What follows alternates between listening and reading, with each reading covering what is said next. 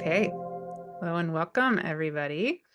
So we are here for, I think this is our sixth Soul Wisdom Circle with this beautiful group of beings. And my name is Martha Alter Hines, and I am here with Don Brunke, Kelley Hunter, Melanie Reinhart, Heather Ensworth, Julia Balaz, Ann Baring, and Maura McBratney.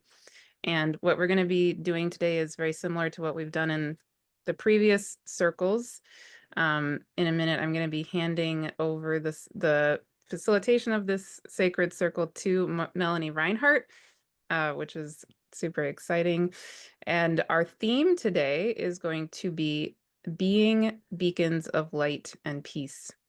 And I want to also give just a very special update for everybody that since our last circle in March, Ann Baring has released her latest book.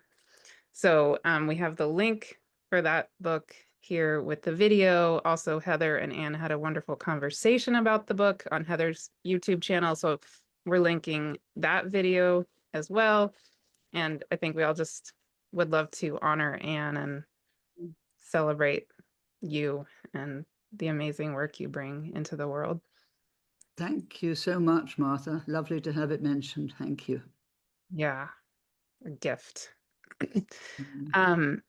So just briefly, what I like to say at the beginning of each of these videos every time, I'm going to say it again, which is that the purpose of these circles, among other things, is to really demonstrate and invite us all in, each of you, into sacred circle and into the reality that every single one of us, not just those of us on this screen, but every single one of you is a being of ancient wisdom of existence. And we are each needed. The divine puzzle piece of every single one of us is needed in this moment, now more than ever, right? So I would love to invite you to imagine yourself, bring yourself fully present, fully right here with us. You can just imagine that we're all sitting together in this sacred space. And we are all equally needed, equally wise, equally perfect in our divinity and our humanness as well. And the other little thing I'll just throw in there just to set the context for our theme today is that, so our theme again today is being beacons of light and peace. And when I was praying on this morning, my guides asked me to just contextualize that when we're focusing on light, which I do a lot in my work, and I know we all do, it's not a dichotomy. We're not presenting a dichotomy between light and dark, right? So the way I experience things in my praying is that the void, which is kind of an ultimate dark, holds everything, including the light. And the way that I'm shown it is that the light comes out of the void. So this is not a light versus dark conversation. This is a holding the all and being beacons of light and peace within the all. Yeah. So with that, yay, here we are. Handing it over to you, Melanie. Thanks, Martha.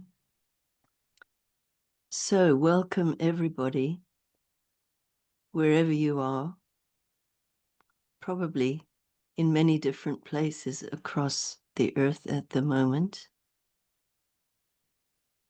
So I'd like to kind of open our time together by sharing with you a grounding process, which is one that I use a lot and have done really since the discovery of the centaur planetoid called Chariclo. Some of you may already know that in the discovery chart of Chariclo, there is a absurdly perfect six-pointed star in the connections between the various planets. And so the six-pointed star is composed of two triangles, one pointing up and the other one pointing down. And they're superimposed. And I just found it a very alluring kind of a symbol and began just spontaneously using it for myself. Later, I realized that in the alchemical tradition, a little six-pointed star is their symbol for the quintessence. So in alchemy, they have variations on a theme of little triangles, either with or without lines across. And I realized that all the four elements, earth, fire, air, water, they all fit inside the six-pointed star. But that symbol, the six-pointed star, is used to refer to the quintessence, which in the alchemical tradition would be equated with the philosopher's stone or the divine elixir. And at the same time, I think we can link it with what you said, Martha, about it being like the void, which holds everything and is both nothing and everything. And so it has a very particular kind of grounding quality. So I'm going to just briefly guide you through a little exercise. And just to say that it's one that I've used in a number of different ways. And so as I'm guiding you through, you might find that your experience develops into something slightly different than what I'm saying. So then, don't get into a struggle over that, but just go with what comes as we go through the exercise, which I look forward to sharing with you. So to begin with, just become aware of your breathing. And you don't have to change anything, but just settle into your breath how it is. And then as your breath rhythm kind of stabilizes a bit, be aware of your in-breath, preferably through your nose, and then also the little pause before you have an out-breath, preferably through your mouth, then another little pause, and then another in-breath. In other words, take into account the entire cycle of the breath, in and out and in between. And if you haven't already done so, just gently close your eyes.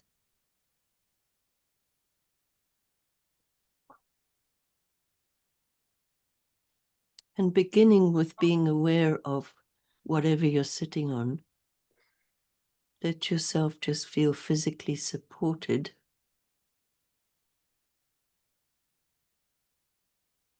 And begin to turn your attention to your inner world.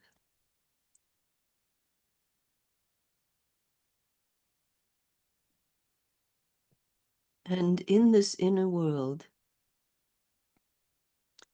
you see very far above your head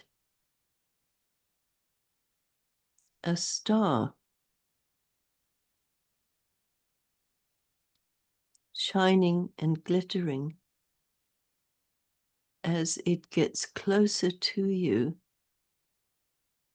it's kind of descending into contact with you. And you allow the star to get closer and closer until its energy and vibrancy actually is able to enter your space. Perhaps even enter within your body's energy system. So you become aware of the two interlocked triangles.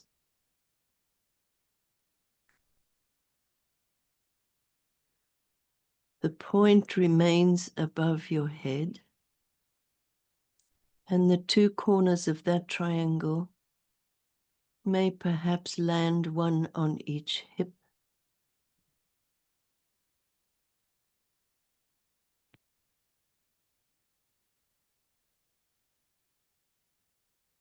So there is the upward pointing triangle, and the downward pointing triangle begins way below your physical body in the earth being that holds us. And the two corners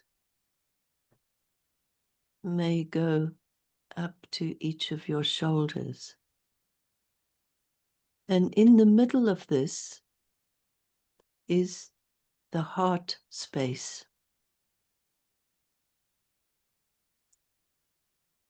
So in your imagination, allow yourself to be centered in this heart space, surrounded by the six-pointed star of the quintessence.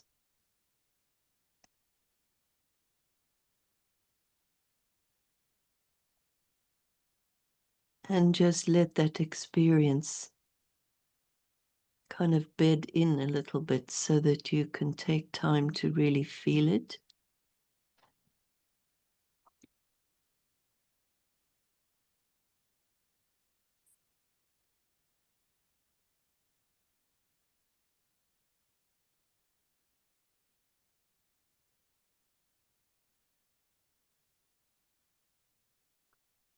And then you become aware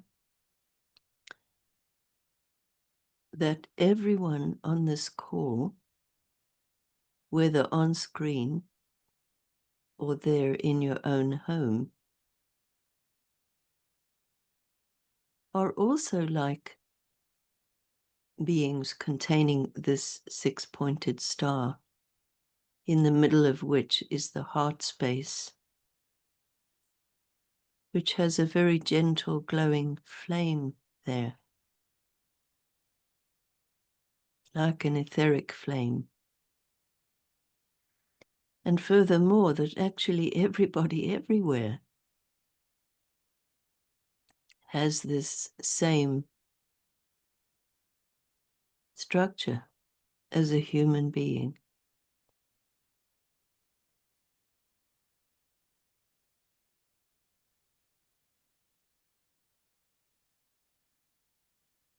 And in this way, we are all beacons of light and peace.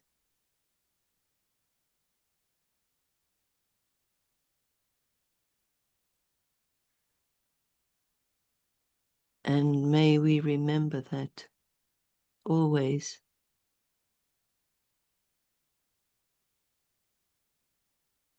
So in your own time now, become aware again of where you're sitting and feel the support from your chair or floor or cushion. And let yourself become aware of the sounds around you in your room, perhaps the fan of the computer or sounds from the street outside. So let yourself tune into the sounds around you, and when you're ready, just open your eyes. Open your eyes into the sacred circle in which we will spend time together.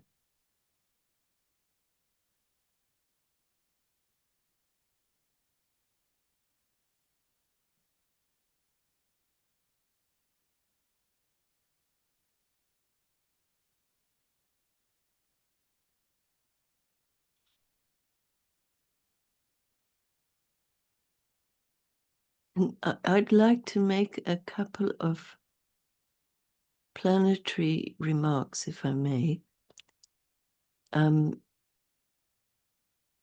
are so many things astrologically that are so interesting about what's going on now. But I just want to specifically mention two. One is that on the 9th of June, just gone, the planet Jupiter entered into the sign of Cancer, where traditionally it's said to be in its exaltation. By contrast, Jupiter in Gemini, where it was for the whole of the last year, backwards from June 9th, Jupiter said to be in detriment, so somewhere not really quite very comfortable, and spinning out a lot of the more complicated and difficult dimensions of the sign. Confusion over communication, outright lies. We've seen it all, right? But in the sign of Cancer, the exaltation, so that can be thought of almost like the planet Jupiter is the honored guest in someone else's home. So showing his best. And the best of Jupiter in Cancer is a very feeling placement. Sign of Cancer really concerns intimate bonds, mostly to do with family, but not exclusively, but they're family-like bonds. And that can include people who we feel like family with. And that can include our fellow travelers of the soul realms, you know. And so there's a great emphasis put on the value of bonds, of attachment. So the whole notion of detachment doesn't really come into it with the sign of Cancer, unless you happen to be born with Uranus there, which many of you watching probably do have that placement. At any rate, it's a time for both generating and also deeply appreciating the bonds that you do have in your life from the past, and also bonds that are forming as we speak that will continue on into the future. Almost the things that we take for granted in that domain take on a whole kind of glowing reality when Jupiter is in Cancer. You might have found, many of you, that this theme is showing up in your dreams already, or even beforehand as a prelude. So it's an energy to really celebrate, you know. And then the other very intriguing is that on the 7th of July, another change of sign, and this is a big one. Jupiter moves quite quickly, roughly 1 year per sign. But the planet Uranus is also going to change sign. Uranus spends about 8 years, 7 to 8 years per sign. And so that takes us back to about 2017, I think that's right. And it's going to enter the sign of Gemini. Now, I should declare my hand here, but I actually have Uranus in Gemini myself, which feels like a bit of a shock. So its total cycle takes 84 years. And I'm not on that part of the cycle yet, but I soon will be. And so Uranus is often described by words like unexpected, or a shock, or a turning point, a revolution. It's those kind of things. It brings in the new, the first planet that was discovered by maths and technology, as distinct from naked eye observation. So it represents a real quantum leap place in the sequence of the planets. Planets up to Saturn, its nearest inner neighbor, we can actually see them with our eyes. And Uranus, I believe some people can see it, but in the main not, you know. And so right there is the symbol. The Uranian openings connect us with the invisible world in one way or another. They bring the unexpected, the hitherto completely unknown. And it's really fun because you can really never second guess Uranus.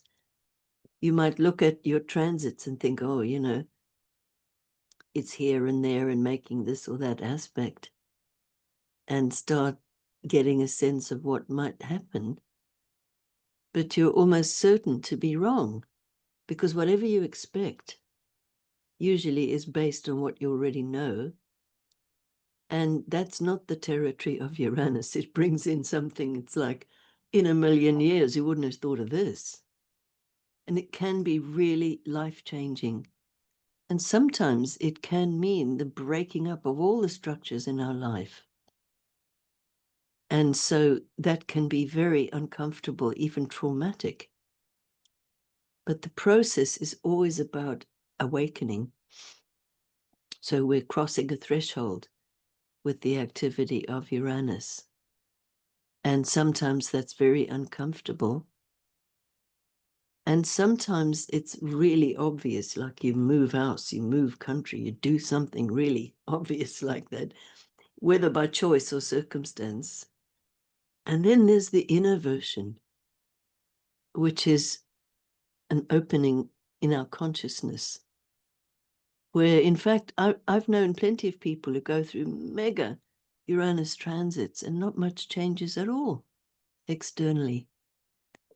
But internally, they are really, really transformed. It operates very powerfully through the mind, Uranian energy, sort of really fits together.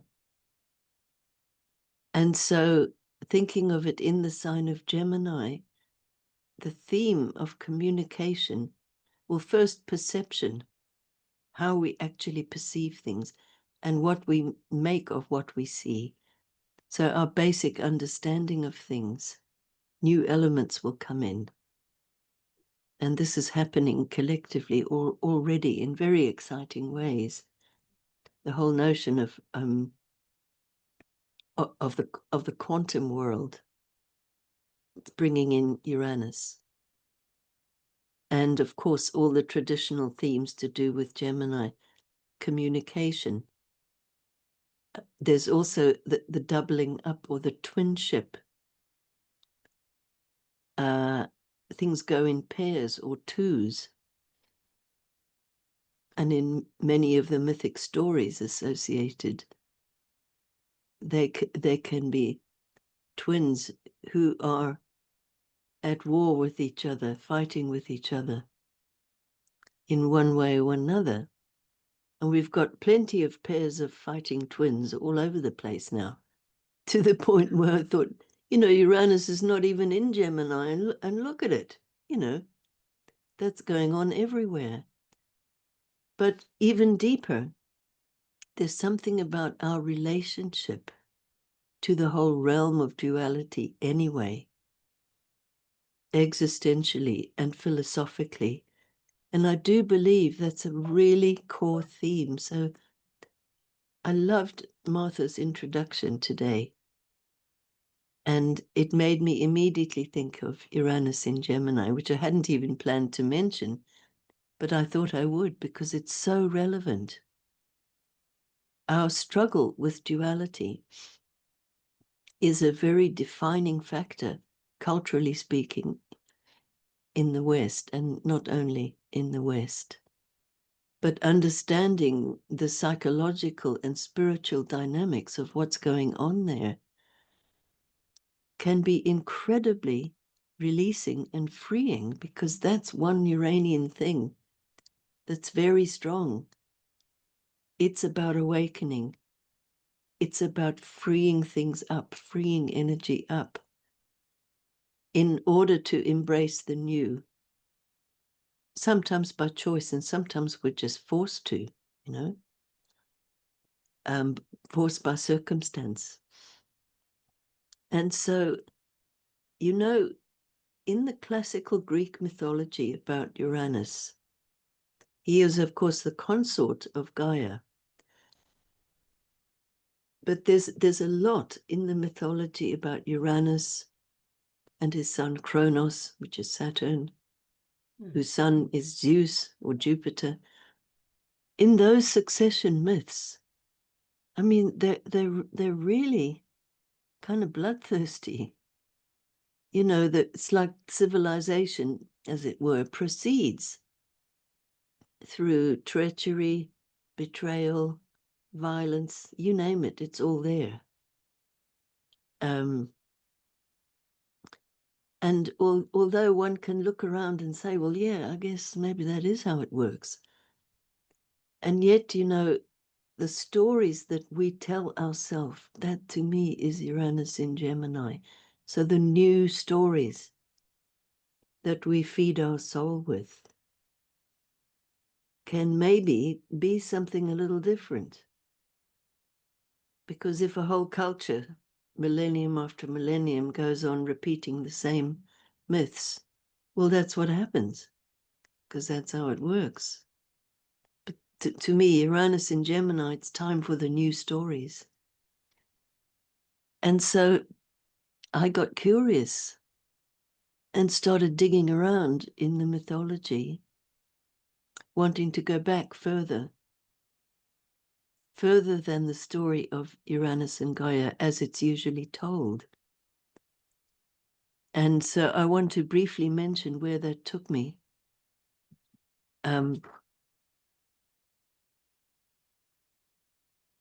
So I'll just mention a brief quote here.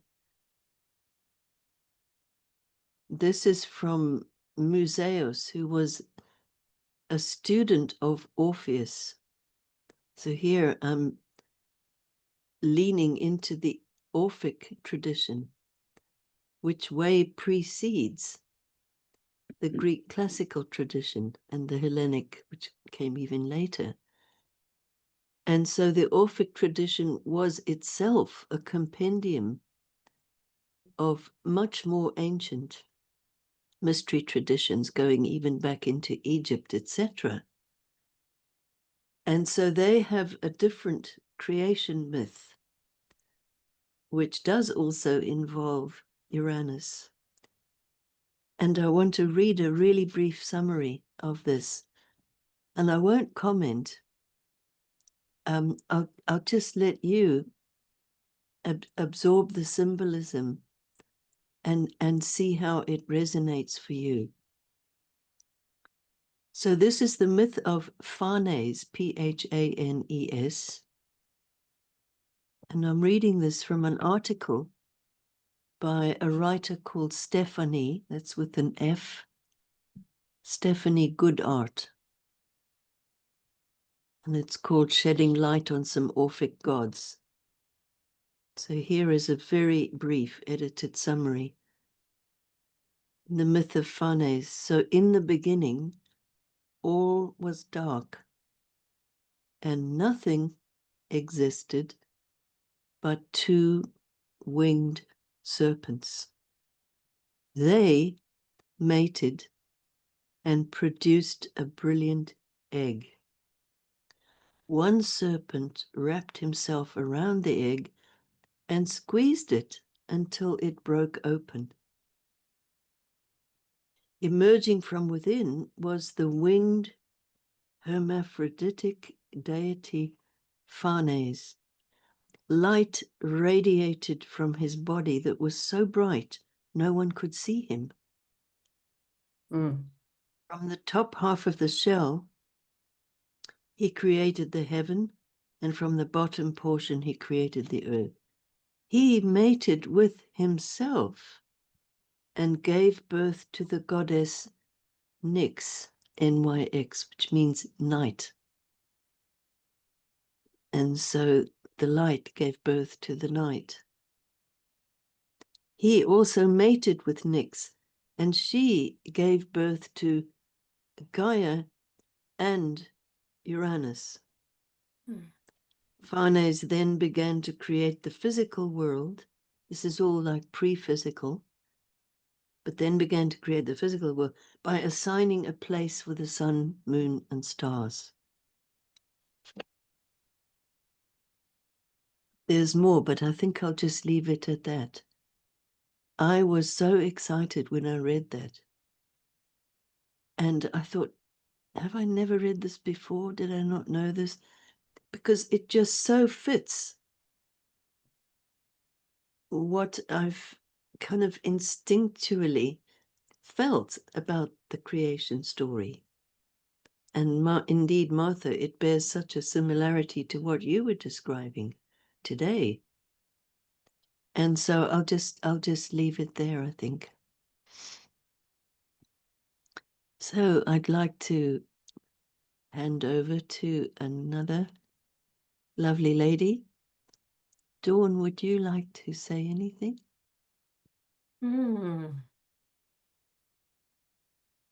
I would, but this was very deepening and yet expanding, huh? So, yeah, the story I would like to share is very personal, but I think it sheds light on where we are collectively, something that kind of speaks to us all right now. So we're going to get from the very expansive to the very physical, okay? So a few months ago, a crown popped off one of my teeth. And my dentist created a new crown and replaced it, but something wasn't quite right. And later he discovered that there was a tiny infection between the root, which had a root canal, so it wasn't painful, and the crown. And that little infection was trapped, between the two, held between the two. It was really hard to reach, really hard to resolve. So we tried all these various out-of-the-box treatments to avoid surgery. And while I'm still working with it physically, I also began to explore it metaphysically. So for me, it was intriguing, right, that this infection had lodged itself between the root and the crown. And I thought of the root chakra and the crown chakra, of course. Some pathogen was held there, in between my root and my crown, between my survival center and my higher wisdom center. And that hold was blocking the flow between the two, causing dis-ease, right? So about a month ago, I'm still working with this in various ways, and it's very small. It's not like a dangerous, well, all infections are dangerous, but it's not a huge thing. So it's kind of on the back burner. And last month, my massage therapist said, why don't we try lymphatic drainage? And that's a way to kind of detox the body through the lymph and to clear toxins. So we did that, and immediately afterwards, I developed a rash. It was a bright red rash on my upper arms and my legs. It wasn't itchy. It wasn't hot. I'm calling it a rash. I'm not sure exactly what it was, but it was very visible, very much wanting to be seen. And it persisted. And I checked in with my massage therapist, my chiropractor, with a dermatologist. No one really had a clear idea of what it was. No one could really identify it. So again, I turned to the symbolism, what's a rash? It's a red flag, right? It's an inflammation of the skin, our largest organ, right? That which it's our boundary, it's our protection. And a systemic rash like that might signal something deeper, something within trying to come out. Grief, old toxins, old emotional pain. I'm asking what in me wants to be released, what wants to be seen. And about a week later came a third issue, because things happen in threes and because my body really wanted me to hear this. So this time it was plantar fasciitis. That's an inflammation of the fascia, that band of connective tissue that, wraps around the foot. It links the heel to the toe. So we're dealing with the sole of the foot, I tell myself, how we move forward, right? How we connect with the earth. And the word soul, S-O-L-E, sounds very much like soul, S-O-U-L. So it makes me wonder, what in my soul is calling for attention here, right? What needs to be stretched? What needs to be heard, acknowledged?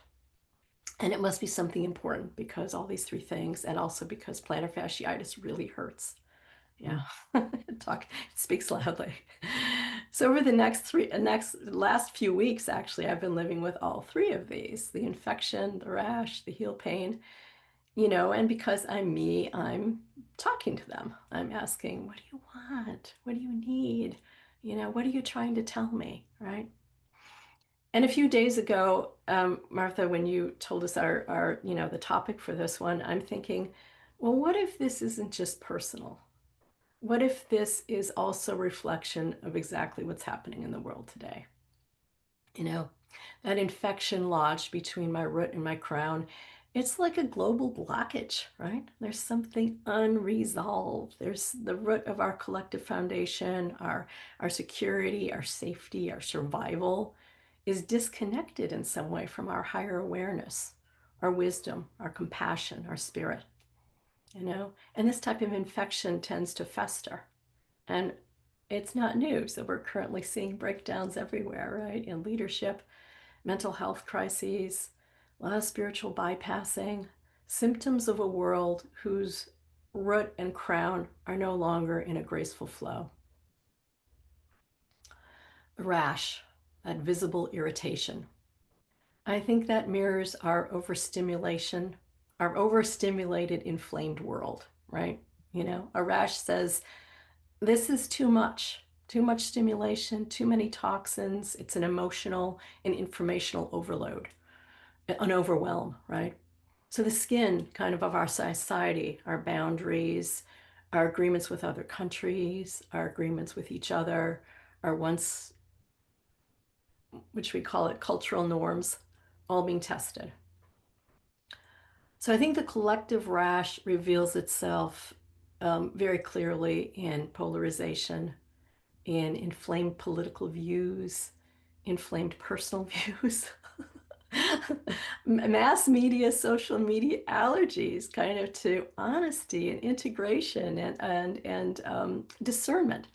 And the earth herself is showing us the rash, right? Breaking out in rashes, fires, floods, earthquakes, volcanic eruptions.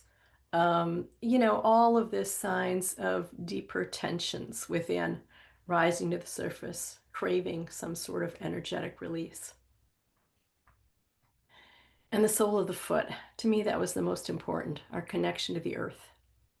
It hurts.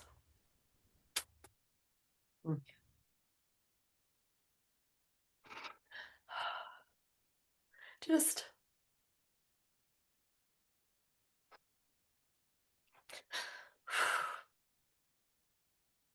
so many people in pain right now.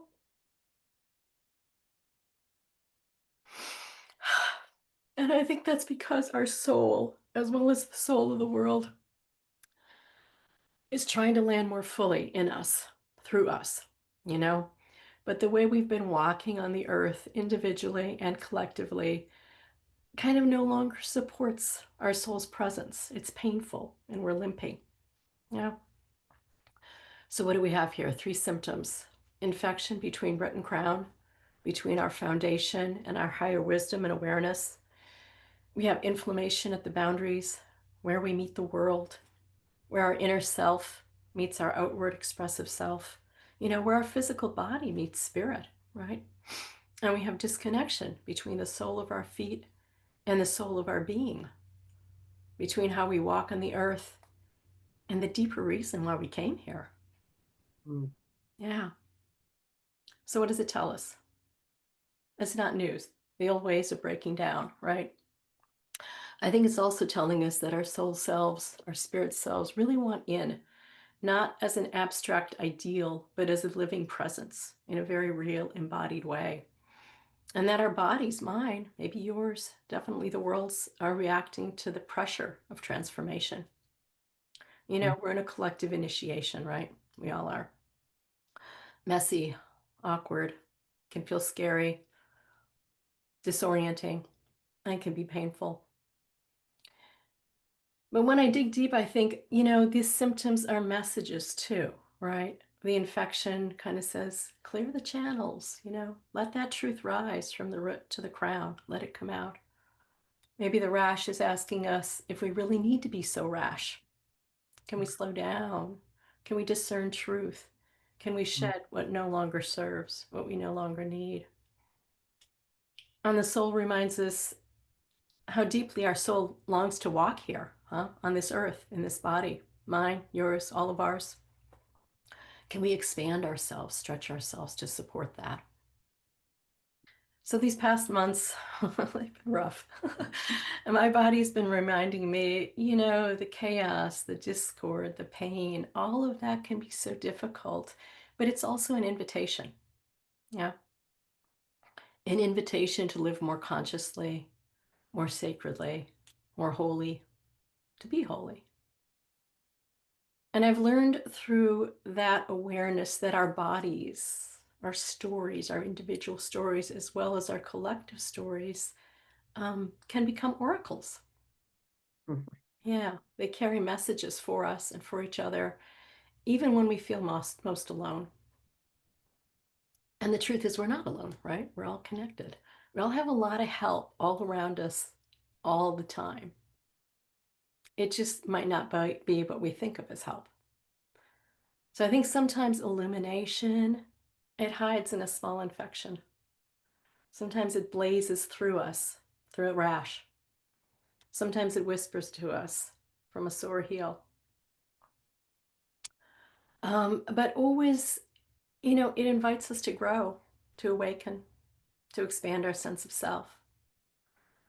And no matter what our personal story is, I think we help each other by sharing, you know, by listening deeply, by being present. And by doing so, you know, by laughing, crying, creating, witnessing, we become lighthouses for each other. Because this is us, you know, this is all of us right here, right now. And we're all potential beacons of that light and that peace and wisdom. Yeah, thank you. Thanks for listening.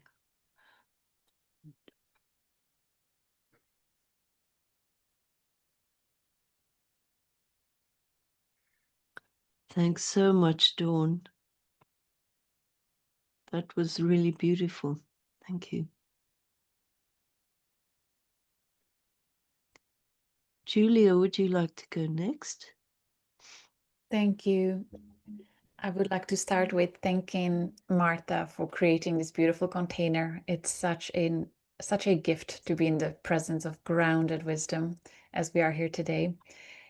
And I also want to acknowledge everyone who received this video at random, served by the algorithm, as I'm becoming more and more aware of how we are all almost being squared into different social chambers of different levels of consciousness based on our history. You know, the algorithm feeds us something certain based on what we enjoy. So I want to acknowledge and appreciation those that received this, and see it as a sign of the beautiful grounded wisdom that you hold, that you carry, that even the AI algorithm is acknowledging that for you. So I'm just deeply honored that for every listener that is here with us and joining us in this circle, how beautiful to find each other in this beautiful space while holding awareness of all the craziness that is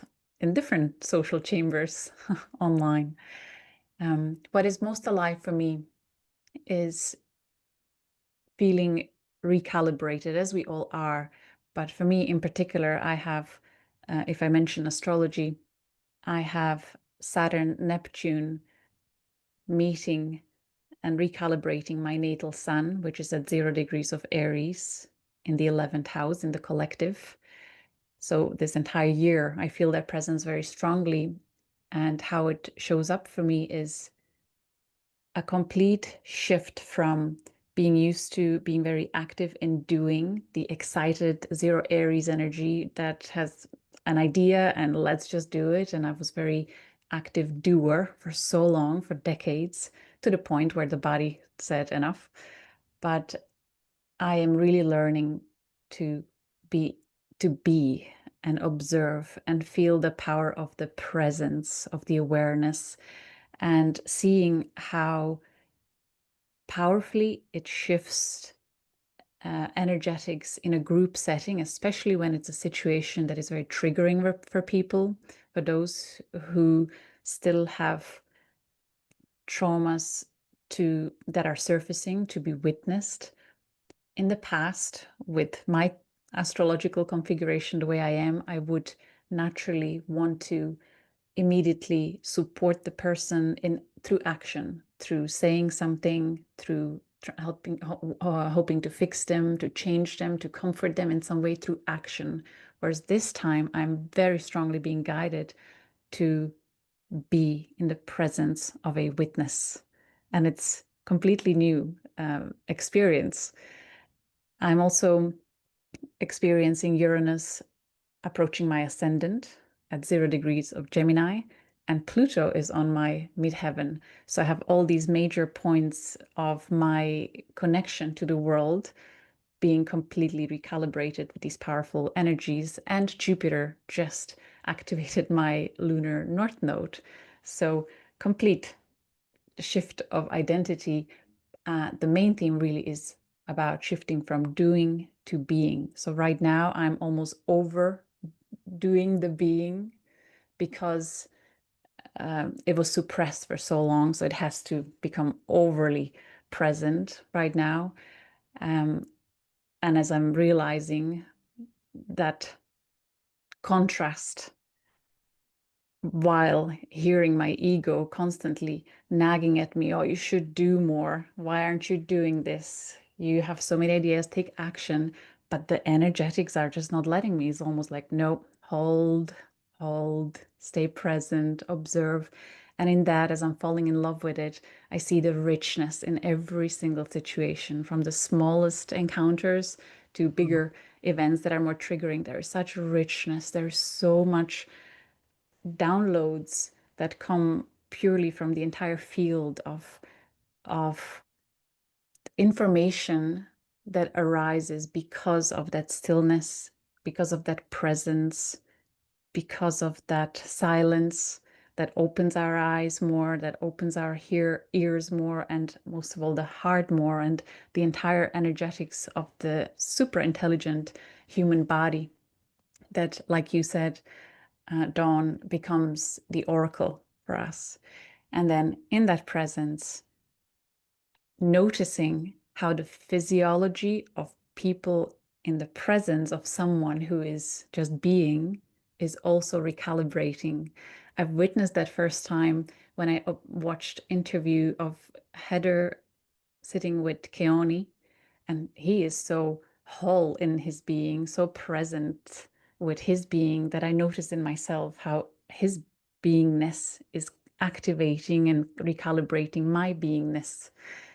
So then I started observing it in my own reality and how it affects others. So for example, I was stuck on a boat during the full moon a few days ago in the Mediterranean. We ran out of gas, far away from the land, and then just witnessing, observing how 12 people, 13 actually, with the captain on the boat, were all going through their own experiences of what do we do now? How long are we stuck for? And then the nauseating waves of the sea, and me feeling hyper aware the connection to the Atlantean lifetimes of every person on the boat. And of course, I knew the astrology of the day. I looked at the full moon, and asteroid Atlantis is in exact connection now with collective lunar nodes, quincunx with the collective north node, and 30 degrees connection to the collective south node. So it's very tension forming, energetic, and I could feel how we are all experiencing echoes of something from the past. And then being in the experience of surrender and trust was very quickly allowing those that were triggered purely through physiology, from being just near someone who is present and aware and peaceful. I didn't have a need to explain or to change or comfort through words or action. It was simply through being. And very quickly, their reactiveness just diffused within a matter of, I don't know, 10, 15 minutes, and then just went into silence and then going through their own inner processes. And the gift in that situation then was the seagull who flew so far away from the land, sat next to the small boat, staring at me. And I'm sure each of you experience at least once in life where a wild creature locks eyes with you, where you feel seen by the spirit for whatever reason, whatever is most alive for you in that moment. So I hope this serves especially those, and probably most of us. We were so conditioned to live in constant doing, and it's so uncomfortable, so unnatural to suddenly be shifting into being. So I would really hope to inspire you to release the guilt of shifting into beingness as you recognize the power of that energetic intelligence that operates on so many levels. It's really quantum, and how much you actually serve the individuals and the collective and your own oversoul that is able to then come more deeper into the physicality of your body. There's something really powerful and beautiful. I'm sure it's nothing new here that I'm sharing, but this is what is most alive for me. So I'm allowing myself to allow this overcompensation for overdoing for decades now, for like really just allowing myself to be and learn so much through that. Pluto just entered my 9th house, so I feel like I'm just learning so much, but not so much through external media, but much more through the field that is present in every situation, communicating and recalibrating the conditionings. And what comes to mind as well with Heather's teachings of the precession of cycles, because the Neptune Saturn is on my Aries, I now realize how much I was living in the Aryan archetype that is anchored in ego that wants to control and dominate and, take action almost forcefully, versus now recalibrating to the higher octave of Aries identity, which is hyper aware of all beautiful individual contributors to the whole and finding a way of co-creating or being in action in alignment with whole, really dropping into the wholeness of my being. So I'm really curious how that will unravel itself over the next year or two and beyond. So thank you so much for this opportunity, and it's truly such a joy to be here with you all. So I hope this serves you. Oh, thank you, Julia. Lovely descriptions you're giving. And so, Maura, would you like to go next? Yes. Thank you, Melanie. Such Great. beautiful sharings. Like Dawn, I've been going through my own physical process, and I just have to touch back to the last meeting we had, and Heather told us the anonymous. And when I came through with that, as I was listening to her, I'm like, oh, I'm in that process again. I didn't really recognize that I was in that process. There was some loss and things, and it's been many times that I have in my life where I have actually been in that process. So I thought, oh, and I'm like, oh, well, okay. So I was scheduled for hip replacement surgery on my left side a few days after we had the last meeting, and it went perfect. It was great. It was wonderful. It was better than the other side on my right side. I was walking, not using any things within 2 weeks. It was wonderful. And about 5 weeks in, I started feeling pain in the leg, and I thought, okay, well, that happens, you know, readjustments with muscles and all that kind of stuff. And then it got really bad, and I took to bed. And the next day I got up to try, and I was going to the bathroom, and I fainted. I fell because the pain was so bad. Mm. So I was whisked to emergency, and then ultimately back to the surgeon. And I had a second surgery exactly 6 weeks to the day I'd had the first one, which was on May 1st, which was, you know, also Beltane.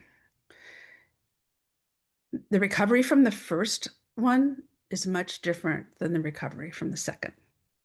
This is unbelievably slow, painful, and obviously on my left side. So that's a whole thing with the feminine and the wounding of the feminine, which I have spent a lot of my life, you know, looking into and studying on the collective level as well as personal.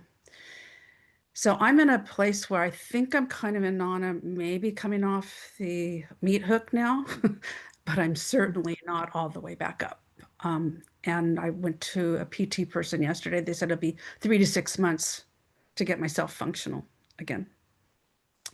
So this has been a year of like all the pain of the hips before, which is a foundational piece in our bodies, right? I mean, we need our hips. We need them to work. We need them to walk. We need them to do everything. And I'm walking with a limp right now, so I can relate to you, Dawn. And the whole year leading up to the surgeries was very painful. And then the surgeries have their own pain, and now this. So obviously I'm being stopped. My body is my teacher. There is no way around that. She knows what she wants to do and where she wants to take me. I am not in as fluid of an explanation at this point as I felt like you were, Dawn, in your situation. I'm in the process, and I can't really tell you all the different ramifications. I know some things, but you know, the daily routine is, can I get up? Can I get to the bathroom in time? Can I, you know, go down the stairs? Can I get up the stairs? And that's been my life for the last 6 weeks. Plus a lot of in-home nursing, a lot of, I mean, it's down to basic survival to a certain extent. Mm. And I have to, you know, I've been on antibiotics. I was on massive amounts of antibiotics that were totally wrecking me, like, because I had an infection. That's why the hip collapsed. I forgot to say that. So they went in there and they cleaned that all out, put antibiotics in my hip. I had it in my blood. Also, that's cleared now, which is great because a systemic infection, as you said, with blood-wise is not a good thing. So it's been quite a process, and I was taken back into the place where I'd been several years ago, when I kind of collapsed in my 40s and really couldn't get up. And they diagnosed me with MS at that time. And I didn't know whether I was really going to make it or not make it. But I knew something bigger was going on. I knew it was a bigger process than what the physical was representing. And so it's taken me back in that place of, yes, all these other things are going on, and yes, it's difficult. And the only place to really go is centering and being in the heart center and allowing that paradox in the heart center, which the heart center can handle, of, yes, I am not functional right now, and I'm not well, I guess I'm well enough, but I mean, I'm not functioning as well as I did. And I'm whole and I'm healed. And I'm in alignment with the divine. And so holding those paradoxes, those opposites of knowing both things are true at the same time, looking at the masculine and feminine dimensions in this process that I'm going through, and how the feminine is being so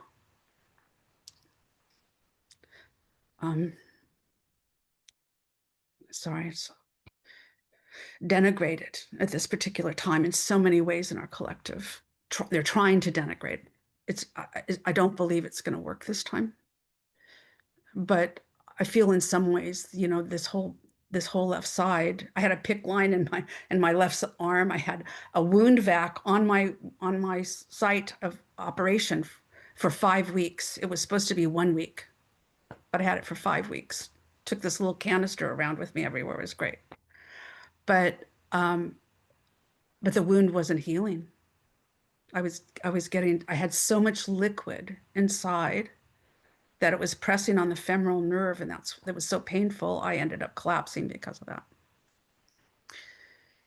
So this, you know, there's the ocean, right? I mean, there's just so much symbolism and lessons for me at this point in this. And it's about taking one foot and putting it in front of the other, one foot and putting it in front of the other, literally. So I'd say that the beacon, being a beacon is really for me right now. Yeah, and I'm getting help, and that's great.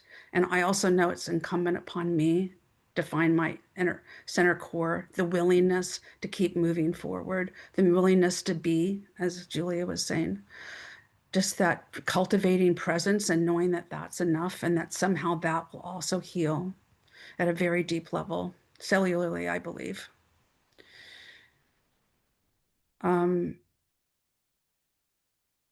But it's that place of the heart. To me, the beacon is the heart center. It's the activated heart center that's alive and can, and we all have that. We all are that, where love is, but love in all its very forms.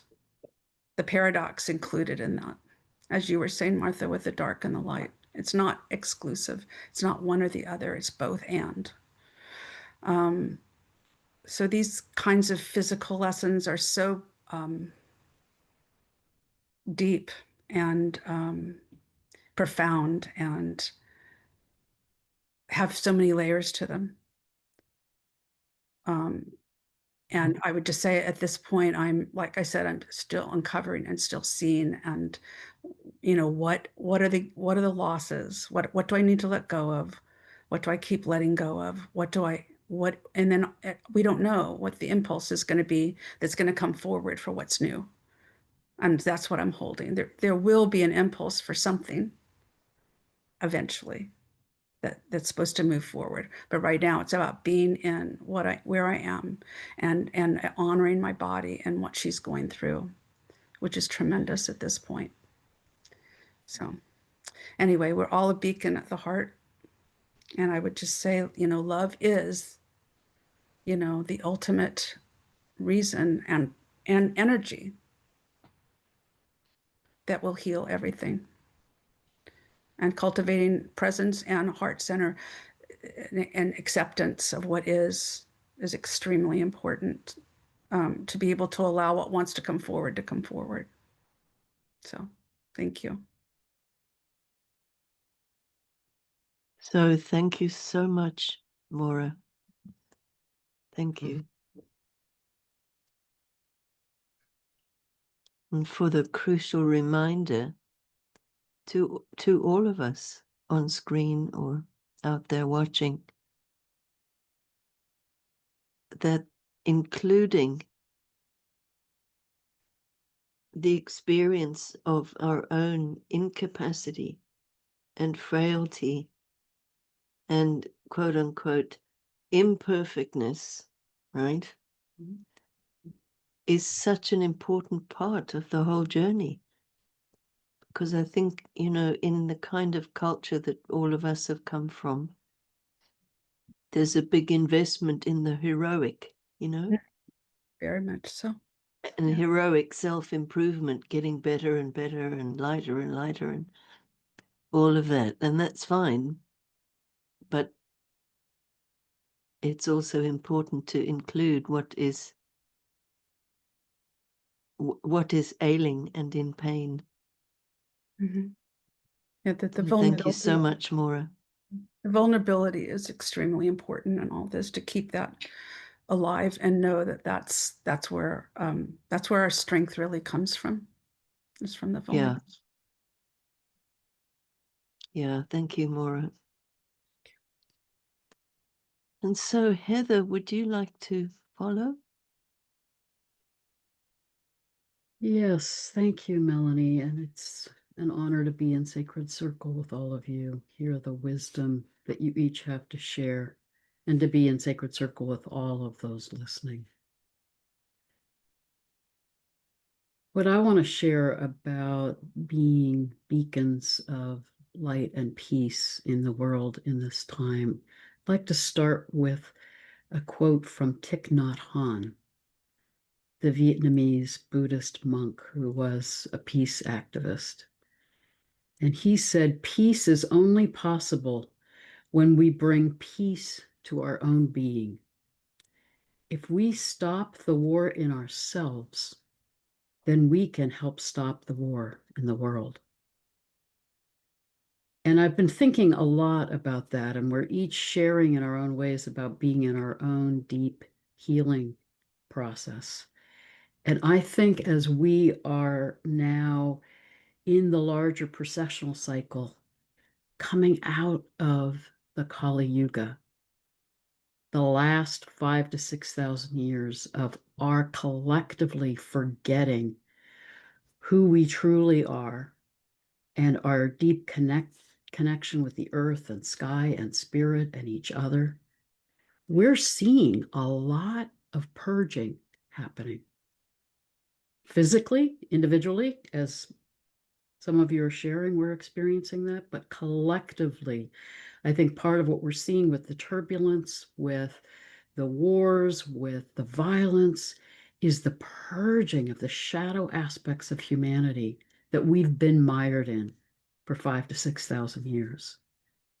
And circling back to what you were sharing, Melanie, about the myths about Uranus, part of what I'm passionate about as an astrologer is we need to change the stories we project onto the planets. Mars does not have to be the Roman god of war. Uranus does not have to be a part of this lineage of males in conflict and competition with each other, castrating each other, challenging each other, killing each other. We have this opportunity now to each be in our own healing journey and come back to the heart. And I do believe that, as you were sharing, Melanie, Jupiter in Cancer is supporting us in that, to come back to compassion, come back to the ways we can be nurturing to ourselves and then to each other. I also love, and Melanie, you're the expert on this, that the healing centaur, Nessus, is conjunct to the North Node. The theme, as you would say, Melanie, is the buck stops here. That Nessus is about how do we each clear that ancestral trauma, the generational trauma that gets passed down over and over again, perpetuating the pain, the trauma, the turbulence. The time is now for each of us to do that inner work, to heal and clear what we need to clear, to come back to the heart, to then hold ourselves with compassion, to then be able to emanate that out into the collective consciousness. And as we do that, that is the most powerful form of social activism.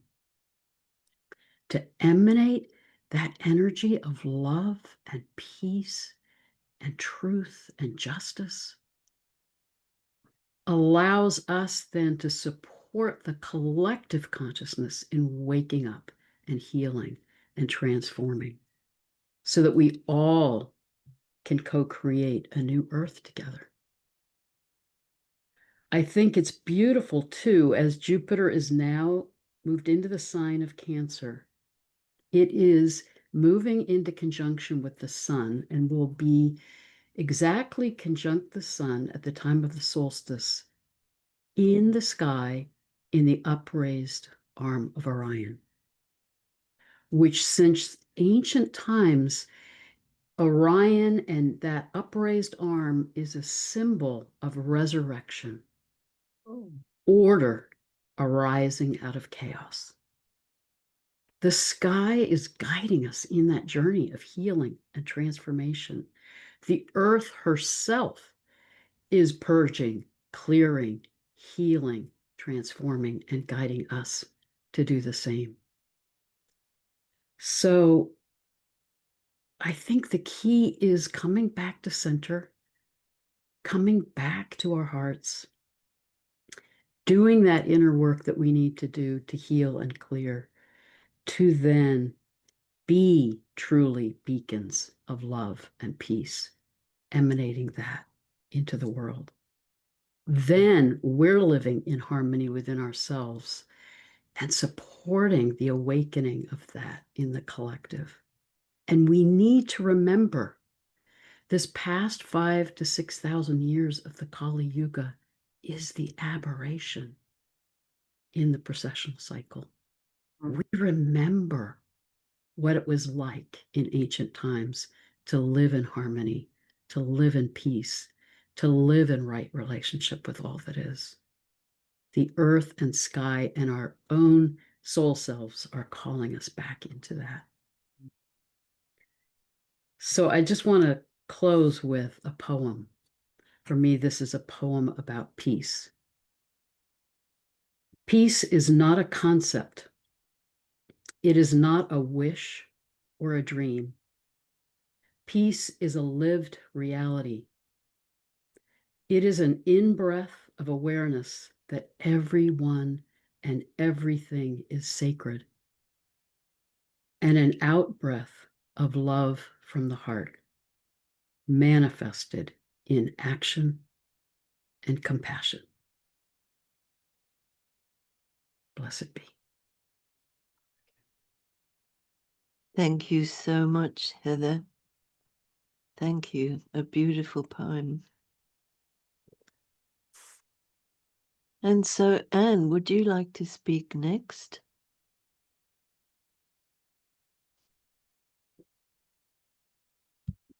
Yes, I would be delighted to. And I would like to thank everyone who has spoken, because I've learned so much from listening to you. And you've been focusing on the physical and the relation to the transcendent, and you've done it all wonderfully clearly. So I think everyone listening will have benefited by what you have spoken. So I thank you. And I would say myself that having overdone the physical, finishing that index for my book, I've been completely incapacitated for about a month, unable to walk, unable to move, in great pain at night, having to take painkillers all the time. I've seen a chiropractor 6 times in the last 3 weeks, and he is fixing my body. But I just wanted to say the most important thing in my book was the first opening thing by William Blake: everything that lives is holy. So I would like to follow what Heather said with that. And also the whole theme of really what I think is so important is that we have to change our image of God, because it is so stuck in the past, and it's fueling these terrible conflicts between the different patriarchal families, so to speak, who see themselves as rivals instead of as brothers. And so this is the most important thing that I think said in my book, and which I'm also talking about whenever I can. So I've now got a frog in my throat because it's so difficult to express what I want to say. But unless we understand that nature had been split off from spirit 2,500 years ago with the loss of the goddess who represented nature, we can never heal the split in us, in our nature, between nature and spirit, between the earth and the heavens, so to speak.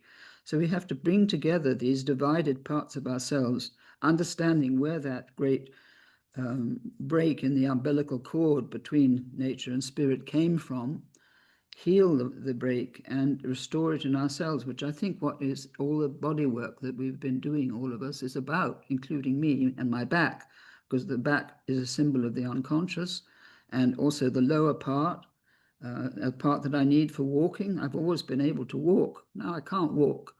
I can just stagger. I will be able to walk, the chiropractor says, but it will take time. And I have to be patient, like all of you, like poor Maura has to be patient.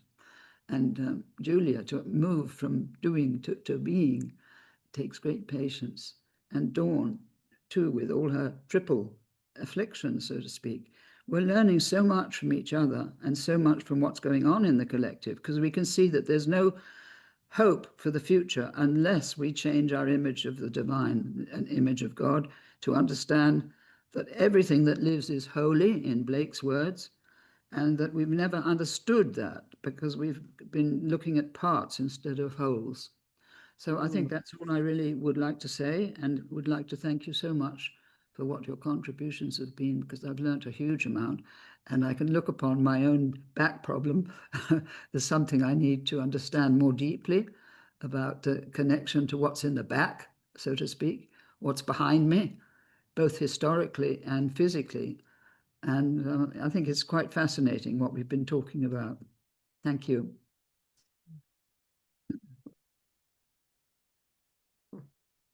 Thank you so much, Anne.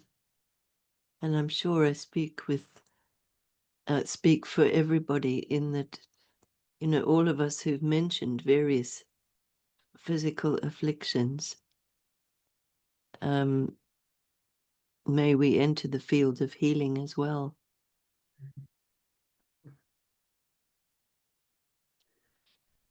So, Kelley. Well, so much, so rich. I'd like to start with a poem. This is one of my favorite Rilke poems. I live my life in widening circles that reach out across the world. I may not ever complete the last one, but I give myself to it. I circle around God, that primordial tower. I have been circling for thousands of years, and I still don't know. Am I a falcon, a storm, or a great song? I think that's where we're at now. It's like we're like kind of in a sort of identity crisis time. And we can come back to the fact that we essentially are light, that we are essentially the divine, and we're circling around ourselves. So I'm going to let you know what my physical thing is, and that's been my skin for like, gosh, a good number of years now.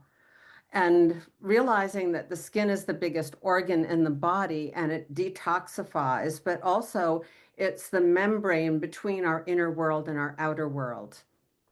And I've been doing quite a lot of consideration of myself in relation to others. And with a lot of vigilance is necessary and more patience than I basically have without, really, really going deeper. When I was considering this theme, being beacons of light and peace, I started thinking about the lighthouse keepers. And I watched a little video about the history of lighthouses and lighthouse keepers. And one of the main tasks of the lighthouse keeper, of course, is to keep the light burning. And that means a lot of maintenance of the light and the lens, however the light is shining. And so we need to be taking a lot of care and maintenance of our lighthouse. And that's the physicality, to some extent. And it's our multiple bodies, not just the physical, but You know, yes, there are many layers to any physical issue that can be born, B-O-R-N-E, in the emotional body, the mental body, or the lack of spiritual connection, which is sort of the essence or sort of the heart of the disturbance and the darkness. We don't have a very wide range of visible light. So when Martha was talking about the void and the darkness, we just don't have the perception to see the subtle light that is dancing in the dark. We don't see it, but we can feel it. And the light that emerges from the center point, that very center point that's right in the middle of that six-pointed star. It's like called the Bindu in Indian philosophy. And that's the point that is the emergence of everything. And it also reminds me of the fact that astrologically we have a lot going on around the Aries point, which is the end and beginning of the zodiac, and that this is a new beginning in so many ways. So many ages are culminating at this point. And then we've got our zodiac point, which is the emergence of the light. It's the bringer of the light. And going back to what you were saying, Melanie, about Cancer, Jupiter going into Cancer, I was so relieved when Jupiter went into Cancer, because I felt like, okay, maybe things are going to kind of calm down a little bit, or we're also being brought into that, back to this self-care. You know, lighthouse keepers have to get food. They have to get their needs met, even if they're stranded out there in a remote lighthouse. They have attention on that light, but they need nurturing and help as well. And although Jupiter's gone into Cancer, the sign in which it's exalted, the first part of Cancer is in the moon mansion of the Vedic moon mansions. And I don't know a whole lot about the moon mansions, but I know about the ones in Cancer because that's where my moon is. So the first half of the Jupiter in Cancer is in the moon mansion of the teardrop. And this is a stormy section of a stormier moon mansion than a lot of moon mansions. So we're getting the stormy part first.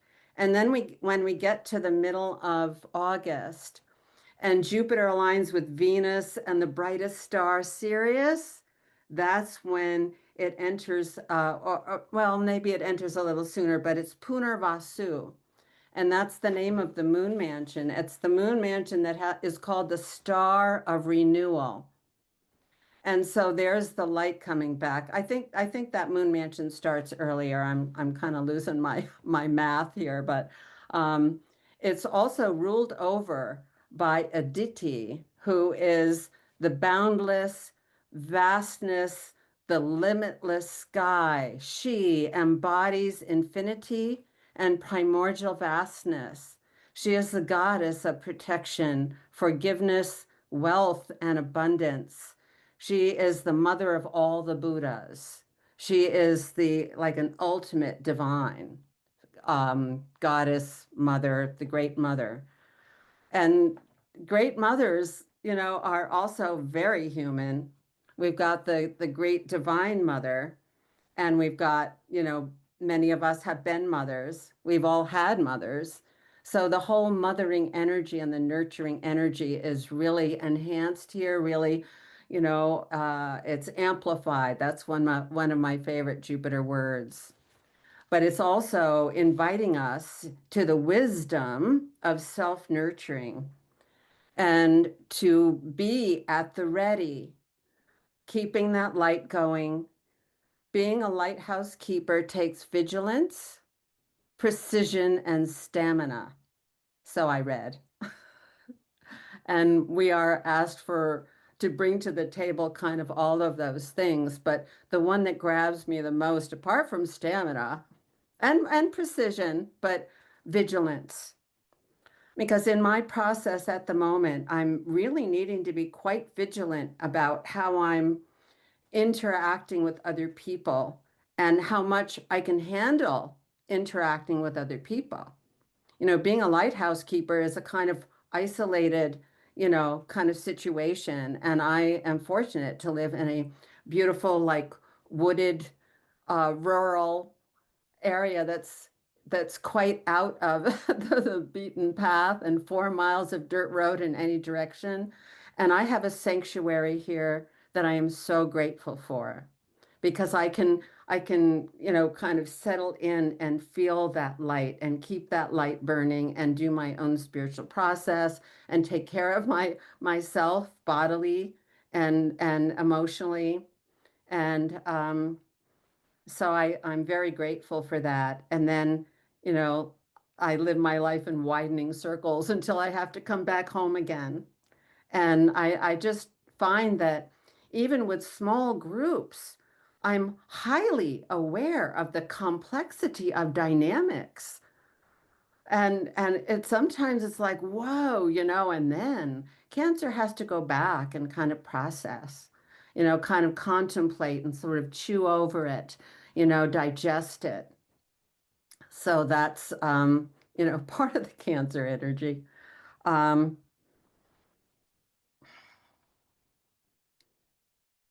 so I did want to mention that subtle light that we can't see with our physical eyes, that we have to tune into, and maybe it's being in the dark, in the solitude at times. You know, and lighthouse keepers have to be ready to do rescues or to signal when there's fog. They have to respond to emergencies. They have a big responsibility. And, you know, bringing that back home, you know, to take care of ourselves, I think is part of that. So I want to end with another poem. And this is Henry Wadsworth Longfellow. And I was like searching for poems about the lighthouse. He wrote one called The Lighthouse. And I'm only going to read 2 stanzas because it's a longer story.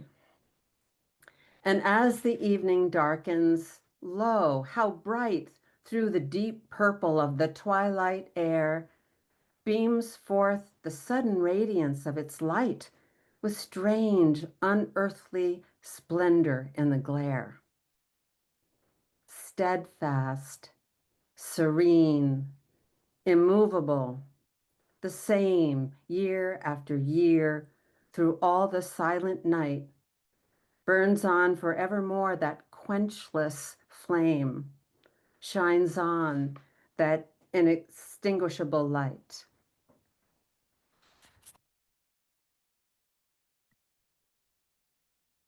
Oh, thank you so much, Kelley.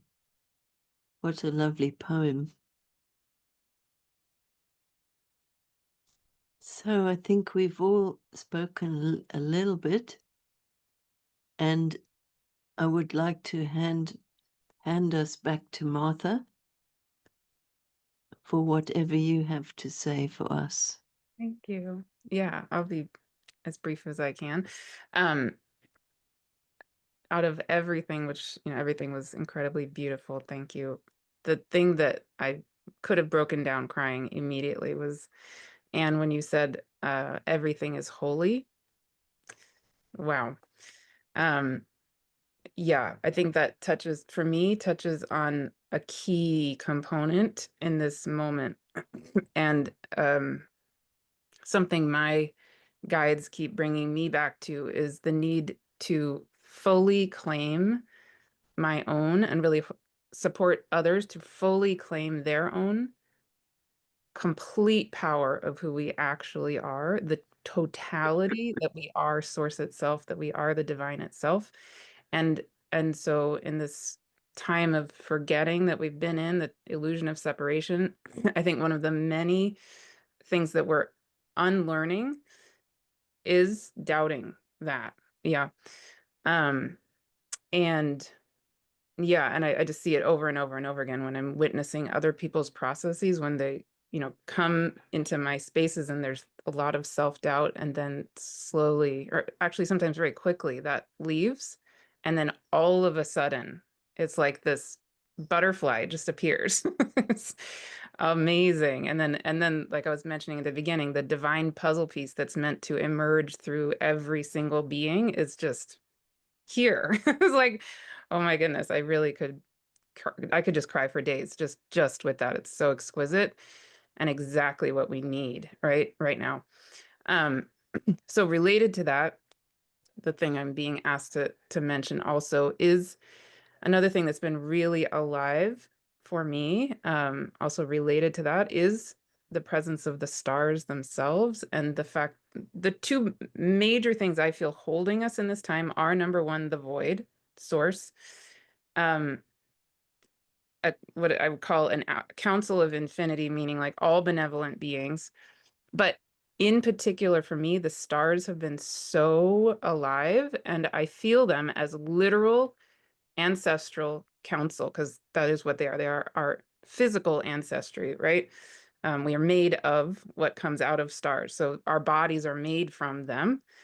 And I think, going back to what Julia said about switching from the doing to the being, among so many other reasons that that's so helpful and key, is because we know neurobiologically that helps us come from more maybe a fight or flight mode into the parasympathetic nervous system, which helps to turn on the part of us that is relaxed and open and suddenly can have these bigger solutions, the bigger picture answers come in through us, right?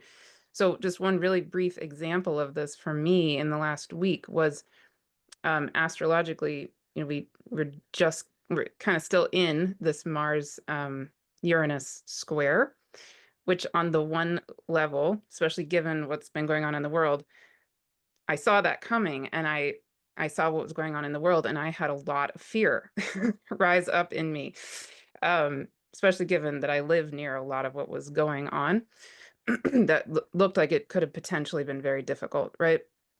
So I stopped.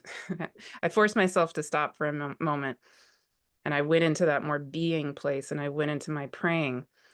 And what suddenly came alive for me is the reality that Uranus is not just the Uranus is squaring Mars. Is Uranus right now is entering to be with the Pleiades. And actually today, Mars is precisely conjunct Regulus. So then I went, oh, wow. And I actually channeled a video on my YouTube channel, if you want to see if you want to experience the whole channeling, but of the Regulus energy combining with the Pleiadian energy. And what came through in that, when I went into that place, was Regulus is the heart of Leo the lion, right? And Regulus is very near the ecliptic. So Mars really, really is with Regulus right now. And in the channeling, that Regulus energy basically helped us embody ourselves as the sacred leader, the lion, the heart-centered leadership, the light, the heart light in the world. And then the Pleiadian energy came in as these like a council of light holding ourselves as the lion. It was like, oh my God. Oh my God. Really, wow. So it took me from this fear intensity of, how could power be very difficult, right? Power imbalance get very difficult, to, oh no, this is actually the opportunity here, and the stars are literally holding us and helping us raise way up into what's actually possible. And without going into it, right, I think we saw a lot of that heart-centered presence in the world, actually, is what I saw happening in my community, at least. And I was stunned that, right, that there's not one scenario that's guaranteed to happen. It's no. When we drop into that just being place and we rise into the possibilities that we're being held in, that I think that's the key of how we co-create this world. And we are those beacons of peace and light and all of it.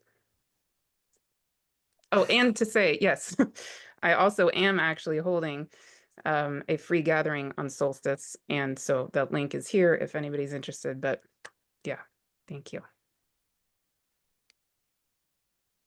Melody, do you want to close out or do you want me to close out?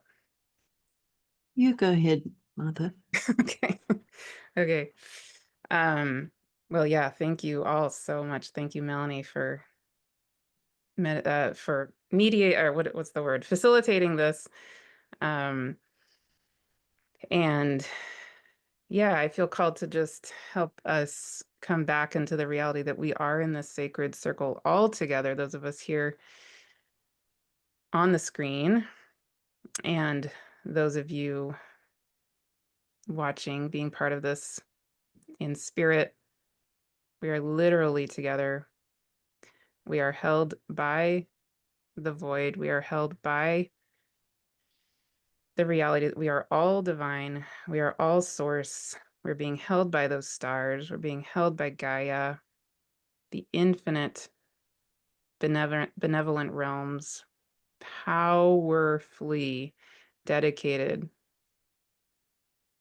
to supporting us in this moment. We are absolutely not alone ever. And also the wisdom of our bodies, as many of us mentioned. And we can feel all of the beacons of light, the particles of light that we all are, the beacons of peace that we all are. We can imagine ourselves in the sacred circle coming into a vast sacred circle all around the globe, beyond the globe. We can imagine us each honoring and sending sacred fire, sacred flame into the center of this sacred circle in concert with Gaia, held by the vast cosmos, the infinity of the stars, held by all of those infinite benevolent realms. And we can send that beacon of light that we literally all are, every single one of us, individually and especially together. We can send it